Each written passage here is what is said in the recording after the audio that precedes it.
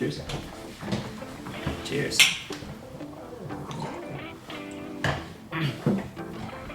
So, have you ever played that game of telephone where one person says something that inspires the next person to say something?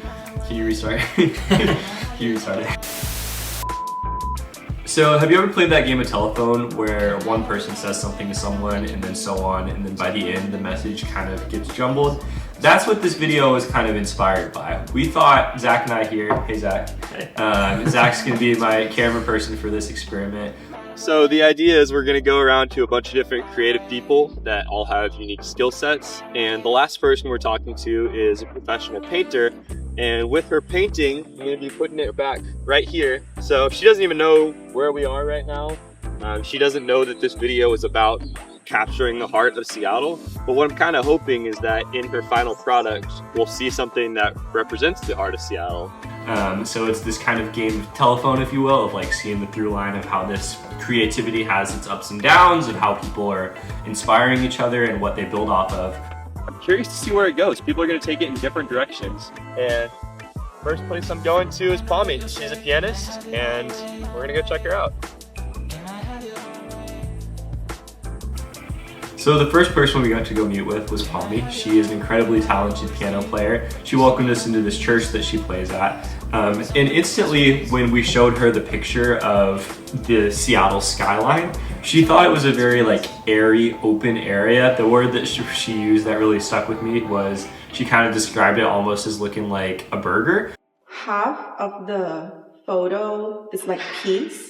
Yeah. And then the middle is like the city, and then the bottom. The bottom is the water. It's also peace, so it's kind of like a hamburger. Yeah, like exactly. Peace, It's a peace hamburger. Peace city. I love that. That's peace. the best thing ever. I think it's quite still. It's clear. It's a beautiful day. You can see the city. You can see the water. I'm thinking a little bit treble heavy on the right hand. Yeah, I don't know. Let me try it. I think the 7 is a good chord for stillness. It's not too overcomplicated, also quite not too simple.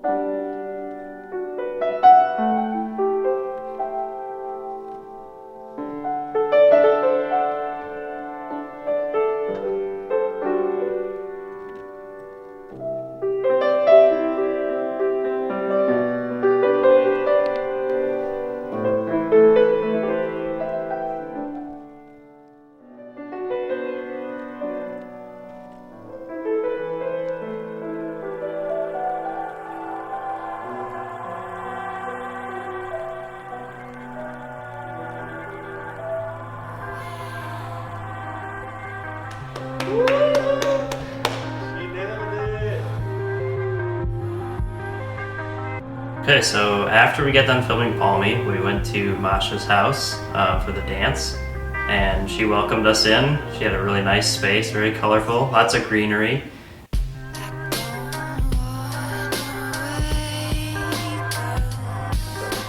Okay. So this is Masha. We're gonna play her the song now for the first time and try not to annoy her neighbors with it being loud or anything. And you can also like talk over it if you want to, if you have any immediate reactions. This think of like old Russian movies that I would watch where like there's like a love scene and then they're like torn apart. Yeah, it kind of has that vibe.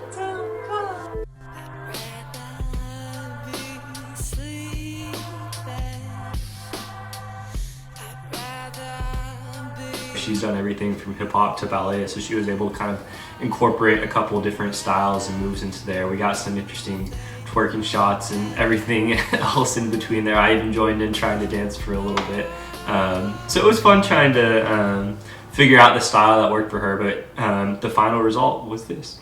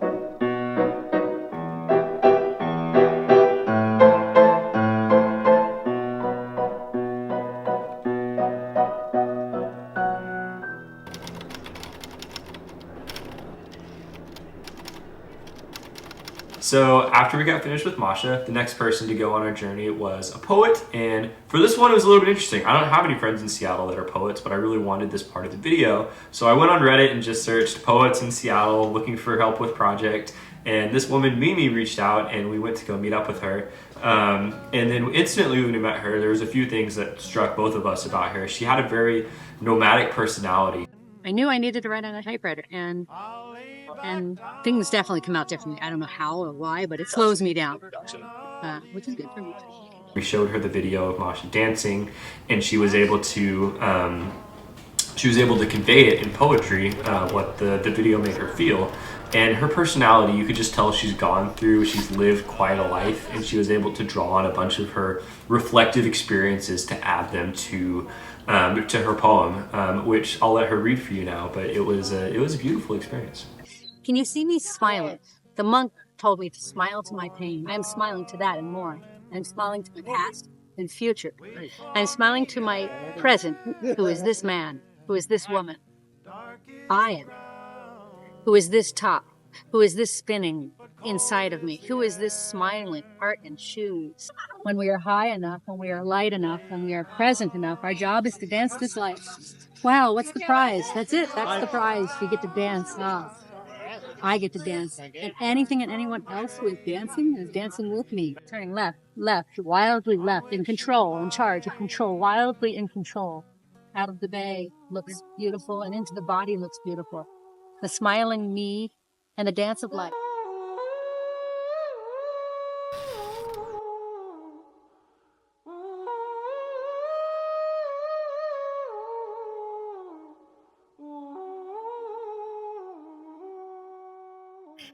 So after hiking back up that hill, the next step on our journey was food. Food might be the most kind of like outlier-ish of all these different creative categories, but I think culinary arts is a really unique creative pathway that we really wanted to go down in this video. The hop from poem to food might be the most outlandish transition. So I knew I needed a pro for this job, so I reached out to my friend Cody, who's a professional chef, and he cooked this carbonara pasta dish that Zach and I thought was delicious. And so we'll let Cody explain more of the dish to you there and his thought process behind it. It's quite a evocative piece. I would love to have heard her read it. You know, I think that would have been very powerful in itself. It was a trippy experience, let me tell you. Yeah. She was an interesting lady. So. You know, you can replace dance with pretty much any art form, any expression, and just that's sort of the prize. It's like be immersed in something. So food-wise, it almost like calls for a little bit of a decadent thing. What do you think you're gonna make? Probably a carbonara. I mean, it's got that whiteness, that fluidity. I think with like the serving style, as you sort of catch it on a spoon and twist it. Yeah. You have that. I guess I should twist it left. As the poem And you says. said you've never made it before, right? No, I haven't. Should be fun.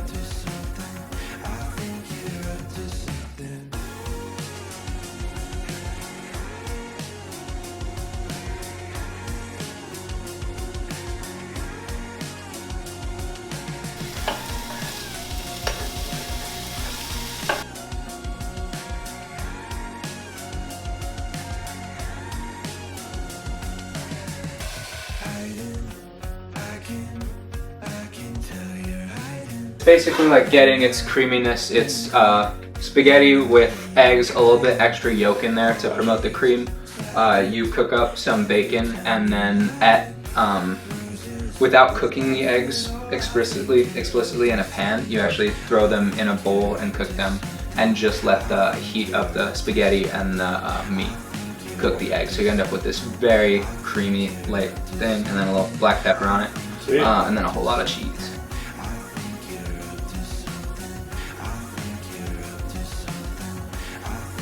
Carbonara. Nice. I guarantee you that part will be in Please. I don't know how he translated this poem, which was objectively kind of very much about dancing, into a pasta dish. The things that he really stuck out to me when he was explaining it was the fluidity in the way she describes the movements, which is part of why he chose pasta. So after we had a little bit of the carbonara, we almost forgot to save some for Brit, which would have really caused a damper in this video. But we took Brit's carbonara. Okay, here we are. Here's your meal, Brit. Thank you. So what she was telling us was she just started like painting what the pasta looked like, and so you'll see that in the painting here, she added this like hay bale, which kind of started out as the pasta. So again, we're getting those like breadcrumbs there of one thing bleeding into the next one. I was gonna do like something based on like the way that it tasted. Oh yeah. But that's a little too hard for me. I decided to go a little more literal. It's kind of a fun situation for you too. You also get like a free meal and you just get to paint, you know? Like a paint and sip, but exactly, solo. She didn't really want to stick with just like it being pasta, so it built out from starting what was just noodles into turning into a hay bale, and started kind of turning into an actual scene based around that. So she added some mountains and sunset, sky, stuff like that, which I actually think works really well if we're placing the painting back at the place where we took the picture in the morning. The bacon is like so good. The goal is to like keep layering, but every time you add a new layer, it's like, am I gonna mess it up and it's like gonna be worse? But can't you just paint on top of that layer then? Yeah. Yeah. In theory.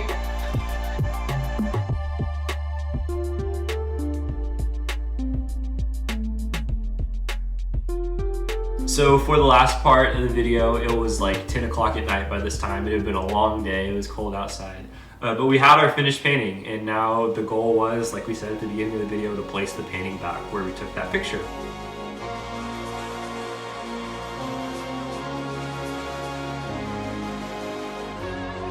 Part that's been the most exciting for me is seeing the little breadcrumbs of other people's work inspired and nested in the next person's. And I think especially even for Brit's painting, I love the juxtaposition between the natural and the greenery, the nature beauty within her painting, and compared to the actual like industrialness of the Seattle skyline that night, where it was dark and cold and rainy. And her painting was a little bit of sunshine, a little bit of ray of hope, which I greatly appreciated. This painting started as a song, which turned into a dance, which turned into a poem, which turned into a meal, which turned into this. Thank you for everyone for your help. See you later.